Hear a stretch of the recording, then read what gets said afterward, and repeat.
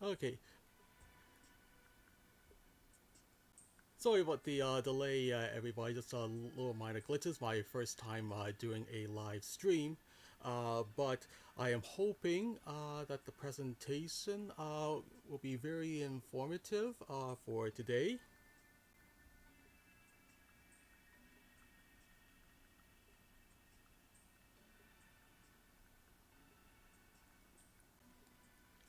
Just going to do one other quick sound check.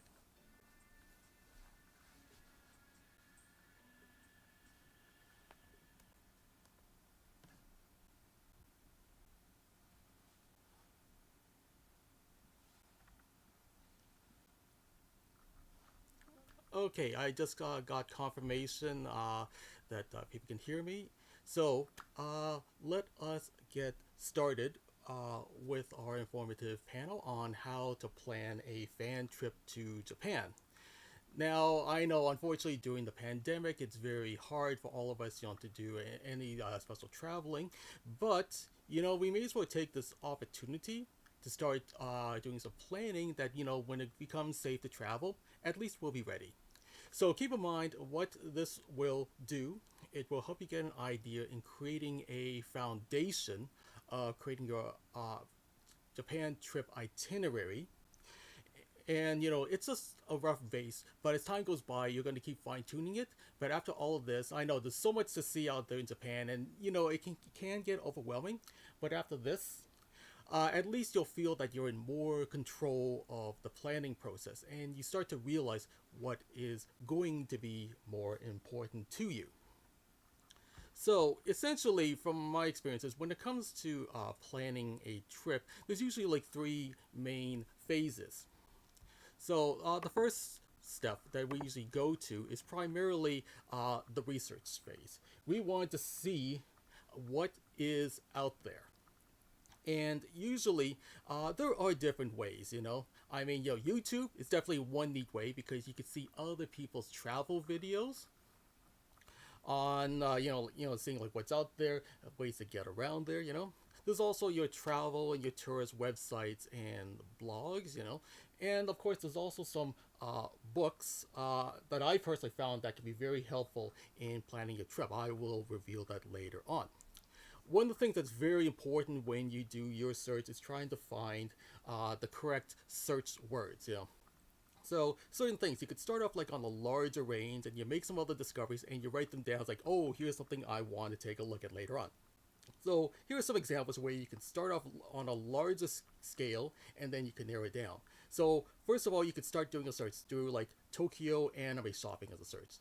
Then you could learn about the different regions. Let's say in Tokyo, so you type in sectors such as Shibuya, Shinjuku, Harajuku, Akihabara, Nakano Broadway, Odaiba, Osaka, Kyoto, and then you start to learn about some of the other smaller parts, but also the specific tourist sites. You can learn about Tokyo Disneyland or Kapabashi.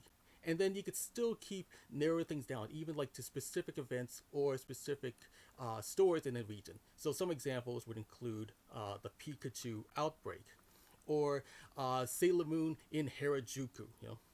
And one of the things that's very important is that when you find these particular sites, you want to get an idea as to the location. Like in Tokyo, is it in a certain region of Tokyo? Is it outside of Tokyo? Because once you learn about more where everything is, it does make planning your itinerary so much better, which I will explain later on. Now, one of the things that's also important is also deciding on looking at the timing of certain events as well.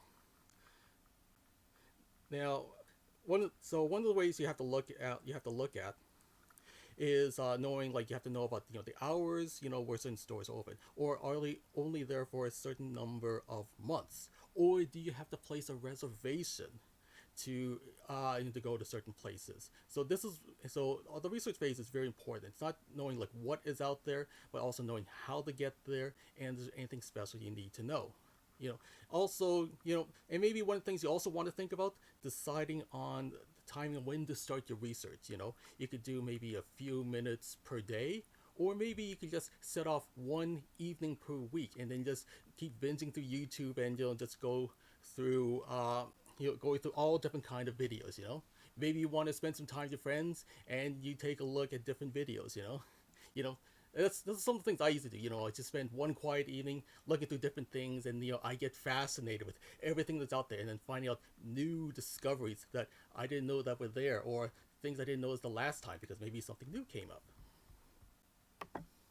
So, just to give you an idea, some of the books that can help you get started. One of my favorite books is the Tokyo City Atlas.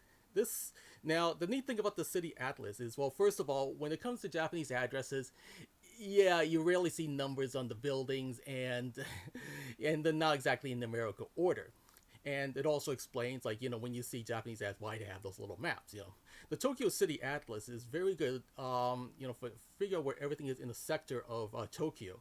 Once you learn how to read a Japanese address, you can use that city atlas, to mark where all the locations are. So it makes it a lot easier to figure out how to plan your day if you go to a certain sector.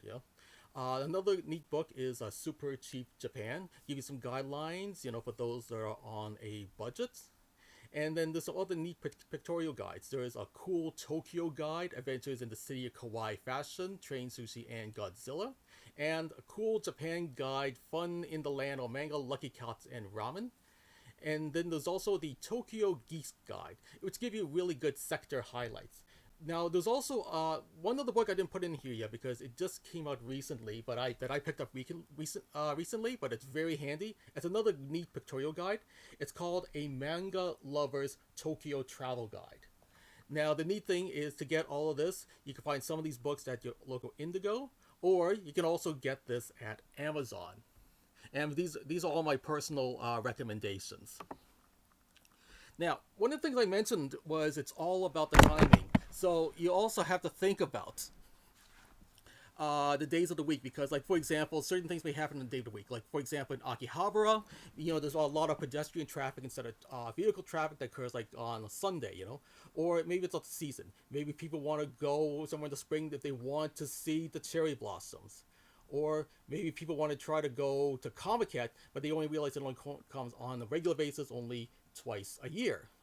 Or there's also special festivals, but it's only there for a 3-day event. Like, there's certain types of anime festivals where the first few days are for the industry, then the other days are for the public.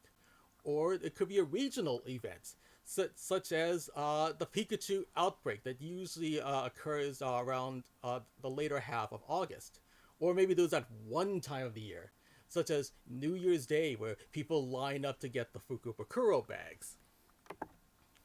Now, what I've got over here now, it sort of gives you an idea on how you could start to do your information gathering, how you want to type in certain search words to look for. Now, later on, I'm going to give you some ideas of search words you can do for a YouTube search.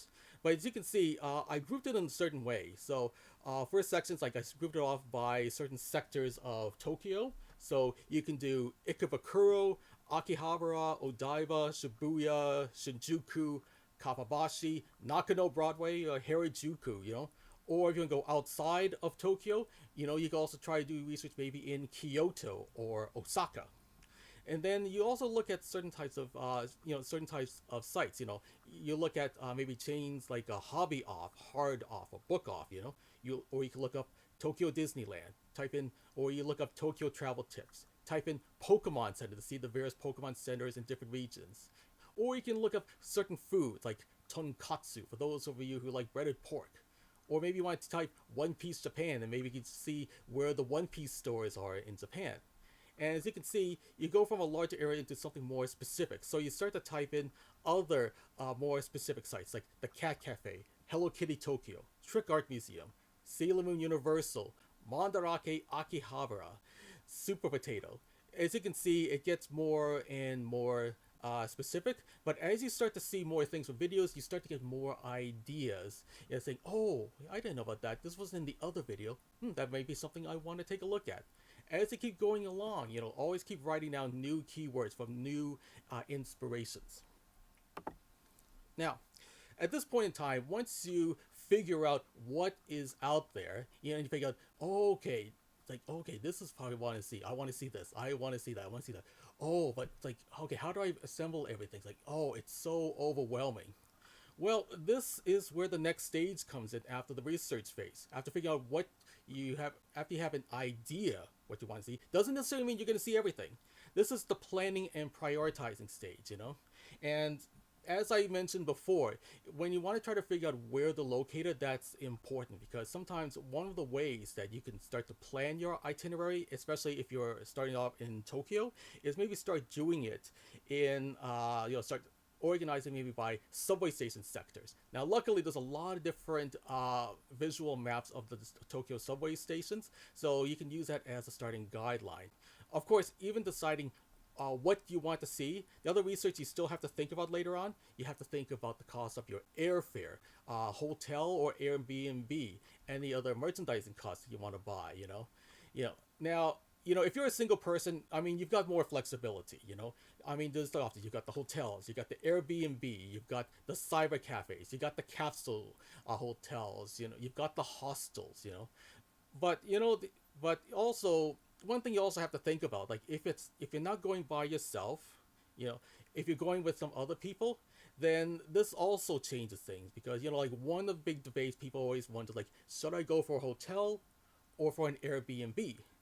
Well, the truth is, there really is no absolute answer because for that, it really depends on your lifestyle, depends on the number of people you have, depends on what is most important to you. For example, one time I had one person in the audience tell me he went to Tokyo in August, which was pretty hot at the time, and he was saying, "Oh, I wish I took a hotel at that time because at a hotel, I mean, the advantage is you've got good constant heating and air conditioning. Of course, at an Airbnb, I mean, it can sometimes be cheaper than a hotel, but you get more flexibility. You can decide your own meal schedule. You can, depending on the host, you can do your own laundry. So so it all depends on what really matters to you. Depends on the time. So you have to think about not just the cost, but what they have, and what is most important to you. And like I said, if you're going with a couple of other people, you need to coordinate with them as well. And then one of the things you also learn about planning and prioritizing is like once you have an idea where everything is, you start to think of an idea like how you want to get there, through the subways, how to get to your hotel or Airbnb from the airport, or using buses, or going around by foot traffic. You have to find a way to find the sites maybe closest to the subway stations. But just to give you an idea, just my rough guideline is when you start to create your itinerary, the best guideline is to designate one day as one sector. So, for example, you could say, okay, on this day, we're going to go to Akihabara. On the second day, we will go to Shinjuku. So, it sort of makes it easier, like, to start planning your base itinerary. But here's the thing. Now, there's so much you want to see. Of course, there's a certain amount of time. And so chances are you're not going to be able to see everything that you want to see. So it's at this point you have to decide what is the most important thing to you that you want to see. What is it that you want to see on the trip? What is it that you can wait if you decide to visit Japan at another time? Of course, it's also important to think, is it still going to be there? Just because you see a video now, it doesn't mean that it's still going to be there. So for example, with the recent release of Yashahime, there was a time they had some Inuyasha pop-up cafes. Now people would see some videos and say, "Oh, I want to go there," but I should let you know at this point in time, yeah, the cafe is already finished. So make sure you don't like have your whole trip based on one little thing. It's always important just to research ahead of time, thinking, is it going to be there? Sometimes there's going to be some unexpected things that can come up that you didn't know about. For example, my last trip to Japan, I was in a department store, and they had a pop-up Yuri on Ice store. So always take the unexpected as a little gift. Of course, as I mentioned before, reading Japanese addresses, well, like I said, the address system is very different. Think of it more like as a different type of coordinate sector. It's like it starts like one number starts with a larger sector, but then the next set of numbers go to a specific sector within that sector. But like I said, once you learn how to read the Japanese address, it makes it so much easier to learn how to use the Tokyo City Atlas that I mentioned before. Also, make sure you get a map, a subway map, so that way you get an idea where the main stations are, and that will come in handy later on. Also, think about the climate at the time that you go, because there's going to be certain months where it's going to be colder, certain months where it's going to be warmer. So make sure you check ahead of time to see what the climate's going to be like, what the temperature's going to be like, so that way you can dress accordingly. And some events, you have to check to see if you have to place reservations ahead of time instead of buying tickets, right at the start. For example, the Ghibli Museum, you can't buy tickets once you arrive there. You do have to buy tickets ahead of time. And next thing, next thing that you want to do is also, for some people, you also want to think about your medicines and a foreign currency. So medicines, if you have any prescriptions, make sure you get enough for your trip. Plan that ahead of time. For foreign currency, for some people, if you want to get foreign currency at your bank, give at least 1 week to make arrangements with your bank. And of course, if you're paying bills, who knows? Depending on when you take your trip, maybe you want to prepay some bills ahead of time as well. So that way you won't be caught off unexpectedly, once you get back and then oh, I forgot about that bills. But after this initial planning and prioritizing, you will start to have a rough itinerary. This is your base itinerary. Just whatever you create now, it doesn't mean this is going to be final, but you feel like you're going to be more in control in the situation because you have an idea of what you want to see the most, and an idea how where everything is. So let me give you some interesting examples. Now, I know this is a little bit fuzzy, but this gives you an idea as to this is what the subway system looks like in Tokyo. Yes, there's a lot of lines there, and you should also know that not all of the lines are under the same ownership. So sometimes you have different lines under different ownerships. Take that into consideration, especially when you plan around, because when you do use certain subway apps, check to make sure you can use like the same line, because not all lines are treated the same. But it's also important to learn about using the cards and tickets. And yeah, now the neat thing about the subway terminals is that if you decide to buy a card or tickets, you do have the option of switching to an English language. Also, if you use the wrong ticket and the fare is not enough, fortunately, there are also terminals that will help you make adjustments, and they can also be tuned into English as well. And sometimes if you use one of those subway cards, well, there are certain vending machines that can also use your cards as well. I personally like using the cards. They're very convenient. And you always make sure you monitor like how much you have left in your card. Okay, now based on everything I discussed, when you try to figure out what you want to see and you try to figure out where everything is. This is an example of a sample plan. So let's just say you plan to go to Tokyo for 10 days. So as you can see, after each day, I designated a different sector, and within that sector, what is I want to see, or what kind of foods I want to eat as well. So you can see the Shinjuku, one for Shibuya, one for Harajuku, one for Nakano Broadway. Just to let you know, Odaiba, it is pretty big, so it may be hard to see everything you want to see in Odaiba because it is a pretty big region. One thing I would also recommend, if you're doing like 7 to 10 days, just in case you didn't have to have a chance to see anything before because you ran out of time on one day, or there's something you saw but you want to see it again, maybe what you can designate the last day as a free day.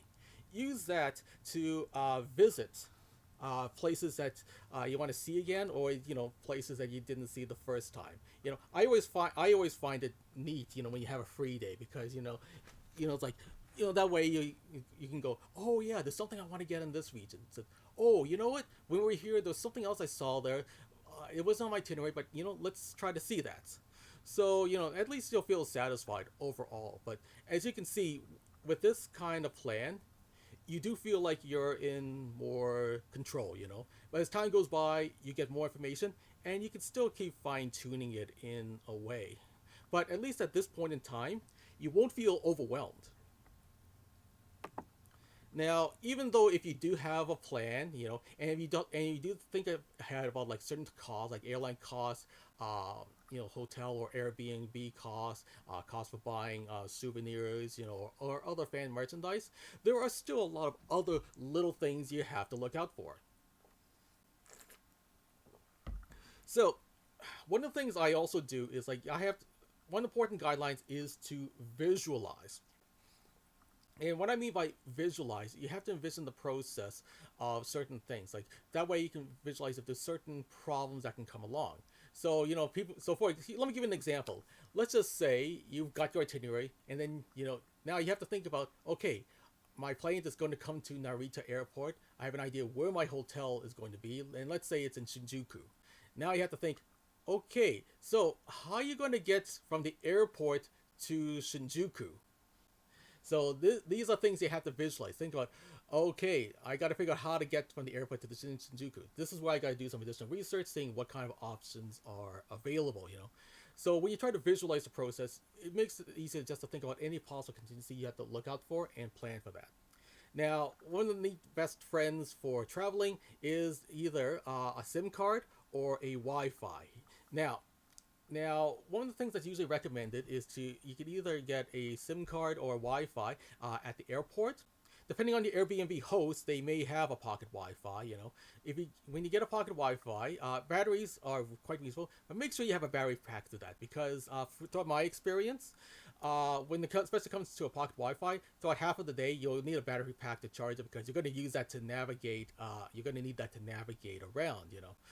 Now, I know the question is, should I use a SIM card or Wi-Fi? Well, it's also a question like if you're going by yourself, you do get some more flexibility.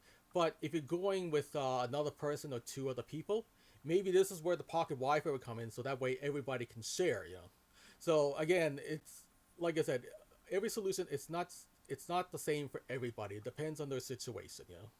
And of course, there's people thinking, oh, so what's the food like? It's like, oh, well, I got to tell you, on my last trip, my brother's girlfriend really wasn't into fish or sushi, but luckily we went through a lot of varieties of food that did not involve sushi. So I'll show you some examples that you can take a look at in your search. Also, plan ahead about thinking about types of souvenirs and merchandise you want to get. So, because when it comes to that, it helps you target about like where you want to go. Oh yes, tourist traps. So there are certain tourist traps you have to watch out for, and luckily there are videos that can guide you, that can find the more cost-efficient methods. One tourist trap I must caution you about: if you ever see people with the megaphone saying to come to our restaurants, especially if you're in Shinjuku, yeah, don't go to those places. I mean, you're just better off getting a nice meal either at a McDonald's or a curry place. Usually, when you go to those places, where they say come to our restaurant, yeah, there's gonna be hidden charges there. And the environment's pretty loud there. Probably people smoking. Like, it's. I had my brother's girlfriend and I. We had through this experience before, and yeah, it was not great. Also, think about like what is allowed. What is it you're allowed to bring back? Because certain things, like they're thinking, oh wait, what about this perfumes? Like, can I get back? Can I bring back? No, I don't think you cannot bring perfumes back. Because a bit of a flammable liquid. Of course, there's flammable items you can't bring back. So check ahead with that. Be prepared to do a lot of walking, so make sure you carry comfortable shoes. Also, plan ahead to think about when you want to do rest stops so you don't feel so worn out. Because keep in mind that sometimes there isn't a lot of opportunities for people to sit down. So maybe what you want to think about is think about a backup plan, maybe think about a cafe or a Starbucks or a coffee place to stop at in order to take a rest. Bring a bag with you until you can find a rubbish bin because I mean, it's a very clean place, but you can see you don't see too many garbage cans around. So be prepared to bring a bag with you until you can find a rubbish bin you can deposit your trash in. Check ahead for like customs, tax-free shopping, and consumables. So sometimes at places where they encourage tax-free shopping, what you usually do is that you show your passport. They give you they staple the receipt to your passport, and then usually give your receipts at the customs when you leave Japan. Well, one category you got to watch out for are the consumables, things like makeup or types of food. Now, if you put this for tax-free shop and you say if you're going to use these items like food or makeup, and you say you're going to use for tax-free shopping, these items are considered consumables. And so what happens is for consumables, they put in a clear plastic bag. You can't open that until you leave Japan. Now, one thing that's important to know: cash is key. So keep in mind that despite the technological advances in Japan, there's a lot. Yeah, they still consider cash as key, and be careful that some restaurants may not want to use like credit cards or debit cards. So always have cash ready. And at restaurants, there is no tipping. Also, just let you know that the bathrooms. Oh yes, when it comes to bidet feature, yeah. So in a way, you'll experience toilets in a different way. But for me, I find it very comfortable, because you've got not just your flush, but you also have your rinse as well. Just keep in mind that the toilet paper they have, it's very rough. It's just meant for drying, not for wiping. This is where they have a rinse feature in the bidet features in the bathrooms. While you're at Japan, collect brochures. You could save those, show those to other friends who may also want to go to Japan as well. Think about your luggage space, because when you think about what you want to buy, like think about how much luggage space you're going to have. Otherwise, you don't want to be stuck saying, "Oh, I can't carry all this home." Police stations are very good if you get lost. If you're trying to find a certain place and you see a police station, yeah, ask them where it is, and the police station will be glad to help you out. And of course, there's certain apps that help you do translations, but maybe you want to get some preloaded phrases just in case to make things easier. Certain phrases such as "Where is the bathroom?" If you have a preloaded phrase and then you show it to them, they can answer it for you very quickly. And of course, for those who have disabilities and allergies, okay, for those that have wheelchairs, one things there are videos that can tell you how to navigate around. Also, arrangements you could do at the subways in order for you to get into the subways as well. For those of you with allergies, one of the things you also want to do is like keep an eye out for certain types of kanji symbols for foods that you're allergic to, so you can find the labels for it. But also be prepared to research the food to see if which types of food have the types of food that you're allergic to. But also make sure you have a preloaded phrase and let the restaurants know what you're allergic to, so if they can let you know ahead of time, what kind of alternatives that they can give you.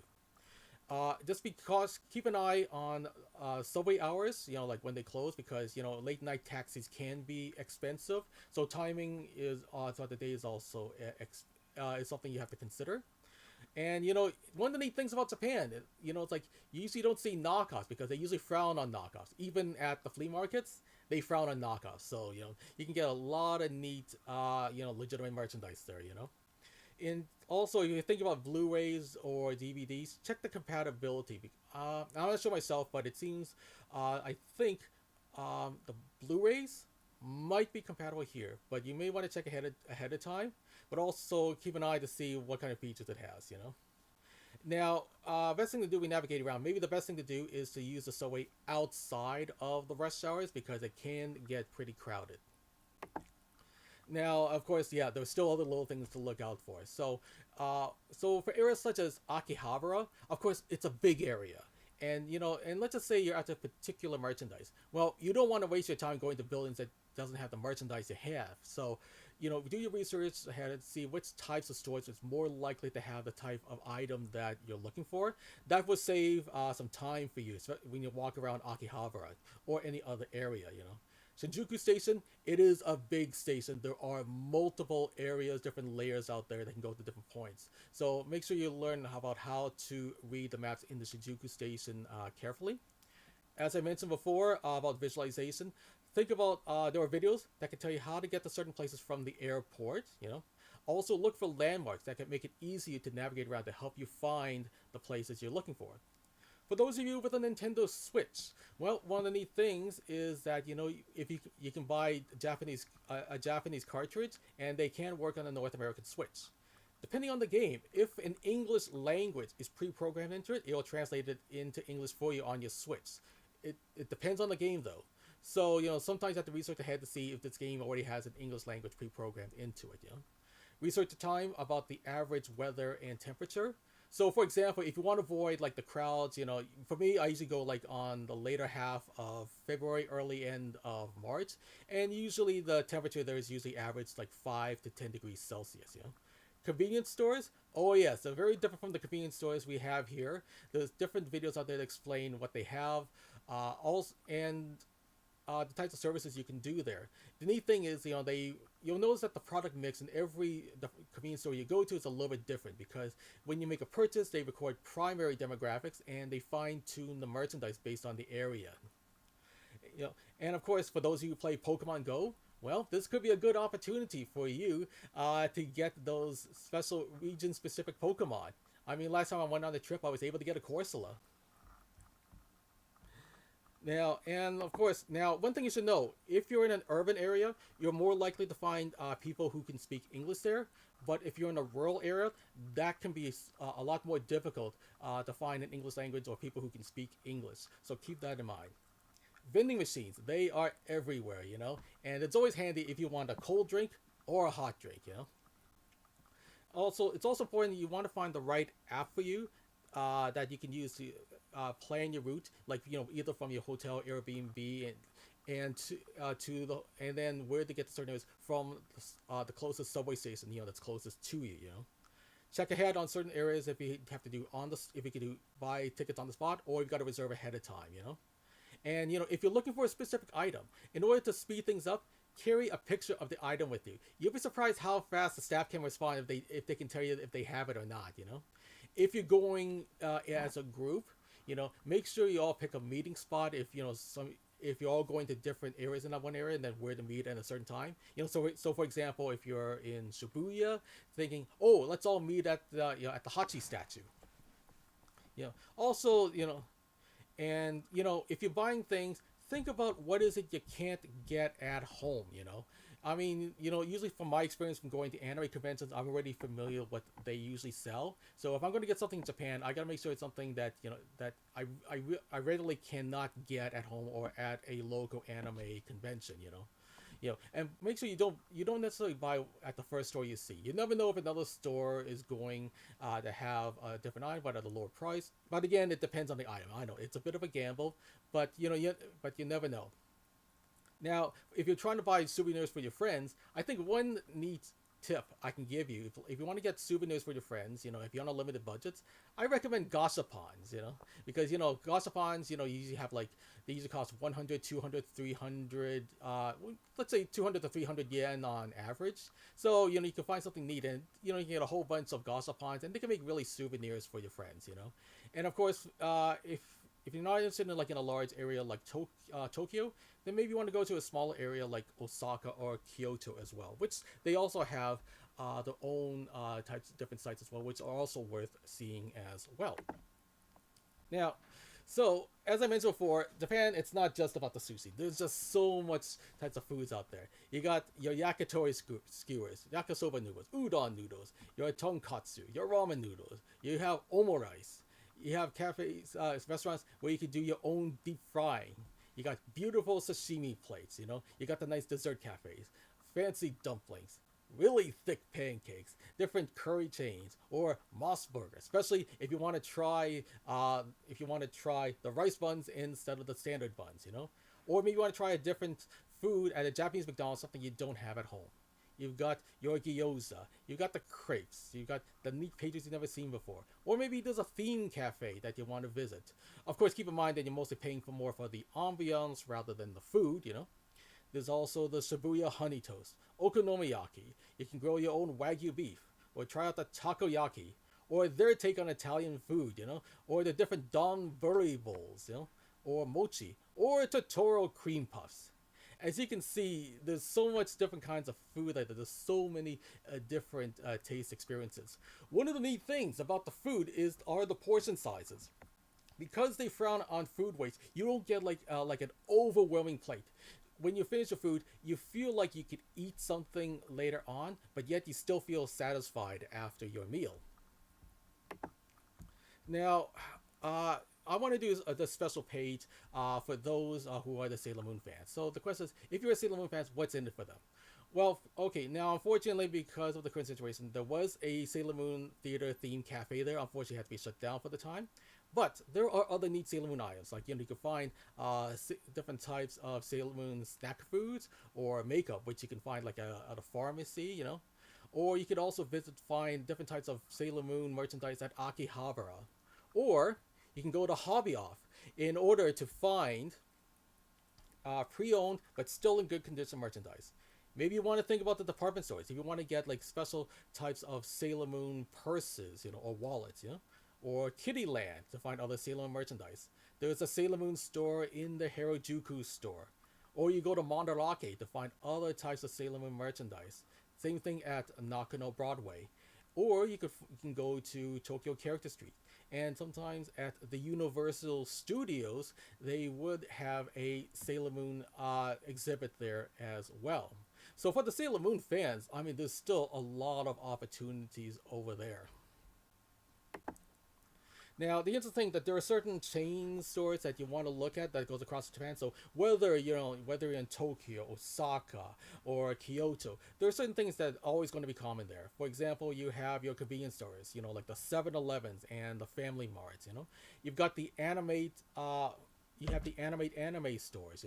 If you go to the one that's close to Ikebukuro, that anime it's designed more for the female fans. Just to give you a little side tip. There's the Daiso, or what they call the 100 yen shops. Yes, the merchandise is so much different than the Dollaramas we have here. Don Quixote, you find a lot of wide variety of merchandise, but it's definitely worth checking out.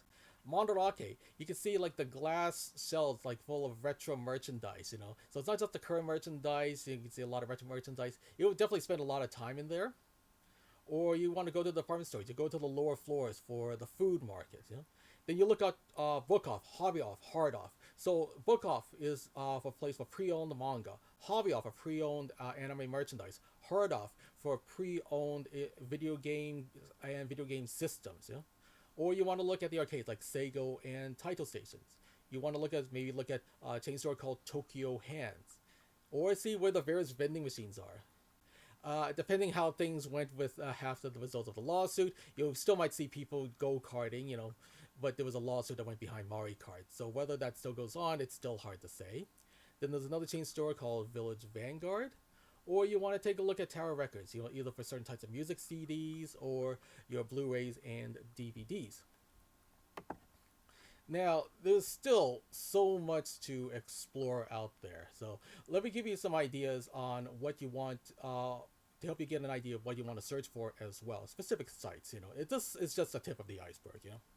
So, for example, like there's idol cafes, like one connected to AKB48. There's the Aqua City in the Odaiba region. Maybe you want to find Bandai Street if you're a fan, of Dragon Ball Z, or the Super Sentai, or a Kamen Rider. Or you want to find the One Piece Ballet restaurant. Or maybe you want to find Cat Island.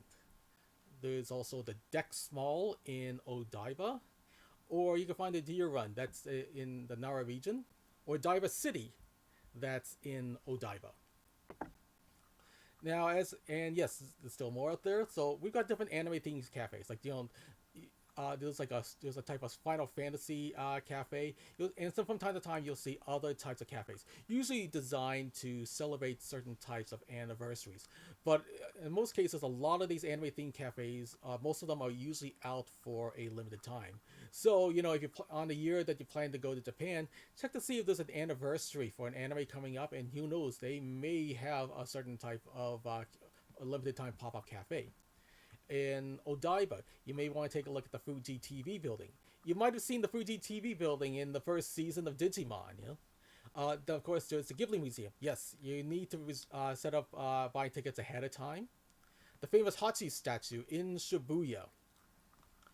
In Odaiba, you do have a giant Gundam, and if you wait, you can see some motion going on into the actual Gundam itself. Maybe you might find the hidden Akihabara shrine. Or you may want to get some neat pictures at the Trick Art Museum in Odaiba. Then you also have J-World's not there anymore, but they do have various jump stores covering various jump properties, such as Dragon Ball, Naruto, and One Piece. There's Venus Fort in Odaiba. Oh yes, Yodobashi Camera. One of the things I would recommend for those looking for certain types of toy or fan merchandise, Yodobashi Camera, they do have one floor that's usually dedicated to that type of merchandise. So, and they always have like really neat displays. So, if you go to Yodobashi Camera, go to the toy floor and give that a try. Now, for those of you into electronic gaming, maybe you want to explore some of the gaming that they have at Joyopolis. Then there is Kapabashi. For those of you who like cooking or baking, the Kafabashi, or it's known as Kitchen Town, you get to see like the stores where a lot of restaurants buy their equipment, and you might find some neat things there. You could find some unique chopstick rests, or you could find some new baking molds that you never had before. Or you could see where they get their fake food from when they do their restaurant displays. There's also the kimono rentals. And yeah, so you do have to make reservations, to do a kimono rental. And my brother's girlfriend did do this. So what they did is that they did everything. The fitting, also the hair, the makeup. They took pictures of you. You can get to go out, maybe go visit a shrine in your kimono for about an hour, then you come back. So you do get a different experience there. Of course, those of you who may go to Japan in December, of course, you should know that KFC becomes very popular at Christmas time thanks to a successful marketing campaign. You're going to see people lining up at the KFC for buckets of chicken. Or you may go to a maid cafe, but explore them. Not all maid cafes are the same. Or maybe you want to try to find a place that has the monkey waiter. Now, the neat thing is, for those of you who aren't able to walk around in far distances, and if you're an anime fan, instead of going to Akihabara, Nakano Broadway might be a good substitute, because you do get a good variety of anime shops, but they're all in a closer proximity, so it does make it easier to travel around. Of course, if you're in a wheelchair, just be careful about the width of the column, so keep that in mind. But Nakano Broadway, it is a good way to see a lot of good anime merchandise there. And then there's a kids land there, so you do see like different buildings, that are dedicated to selling toy merchandise. I know it's like I remember going to a kiddie land in Harajuku, and it was always full there, multiple floors. Or in Odaiba, you could try the Sea of Lucky Boxes. Different colored boxes have different price points. What you're trying to do is you buy a box and you're hoping that your box has a yellow ticket in it. And if it does have a yellow ticket, then you win a bonus prize. So there are some videos of people who actually tried it out. And as I said, there are different price points. Like there's 100, 200, 300 yen. There's gold boxes that are 1,000 yen. Those are even more expensive. So it's a very different experience. You want to test your luck. There's also the Calbee stores. You want to look for different types of snacks. There's the One Piece stores. There's animal cafes, like there's an owl cafe, rabbit cafes. I mentioned the cat cafes. Then there's also the pachinko parlors. You have various Pokemon centers, and oh yes, then there's the famous Rabbit Island. And then there's still more. Robot Restaurant. That's pretty iffy, because based on the cost, you're mostly paying for more for the show rather than the food, and the show is very different. If you look at different YouTube videos, you'll see what I mean as to what they have at the Robot Restaurant. It's hard to describe. For those who are Hello Kitty fans, you have the Sanrio Land. For those looking for various fashion for women, the Shibuya area, but particularly Shibuya 109. Different floors, different types of fashions. Sunshine City in Ikebukuro. So they have a big Pokemon Center. There's an aquarium. So it's a very large mall. It's worth investigating. Super Potato. This is a well-known brand for those who specialize in retro video gaming. I mean, they even got systems that go all the way back to the 80s, like the Atari 2600s, or even the old Magnavox computers. And it's not just Japanese system. North American systems are there too. Or maybe you want to think about looking at the Shinjuku lights in the evenings. There's also the big Shibuya intersection close to the Shibuya station. Or you maybe want to look at the Asakusa Shrine. So the place there, you shake a cylinder and a little wooden stick with a number comes out. So you find a drawer with a number on it, and you can determine what kind of fortune you have. And if you don't like your fortune, well, you can tie it to some place and they'll burn it off later on. This happens the most when people usually get a bad fortune. Then there's the Sweets Paradise dessert buffet chain. Oh yes, the Tamagotchi store. Yes, the store all dedicated to Tamagotchi. And then in Akihabara, there you will find a Tokyo Anime Center. And actually, the Tokyo Anime Center, that area, they have, it's a good way to get English maps of the Akihabara area. And then, yes, there is a Tokyo Disneyland, and they also different types of Disney stores. And you'll find that their merchandise is very different to the merchandise we have at the Disney stores here. There's also a Tokyo Ramen Street, close to the Tokyo Character Street. There is your Tokyo Tower. And then there's also Universal Studios where they have like different exhibits, like they had Detective Conan, Attack on Titan, you know. And well, and yeah, there's still some other more. I didn't mention the Naruto Village, but you know, there's you also know like there's the cat cafes, you know, there's the Godzilla Hotel, there's the Hedgehog Cafe, the Monster Cafe. There's also the Ramen Museum. Oh yes, Shibuya Parko. So the renovations were done back in November. So what you'll find in there is like you'll see some neat Digimon merchandise. There's a Pokemon Center. There's also a Nintendo store. If you look up Shibuya Parko, you can see the neat stores that they have in the upper floors. Or maybe you want to try to figure out where the Toei Animation Museum is, you know. Or if you want to see the Fox Village. So as you can see, uh, you know this is just the tip of the iceberg as to what's out there. I mostly focused on what I wanted to show you more for the fans, but it's definitely enough to give you a head start as to how you want to start planning, what you want to look for, you know. But then as you see certain things, you're going to see something. You might see something else in another video, and you said, "Oh, okay, he did mention it. Okay, but that one I do want to check ahead of time, you know." But as time goes by, you have an idea where you go. Then keep fine tuning your research.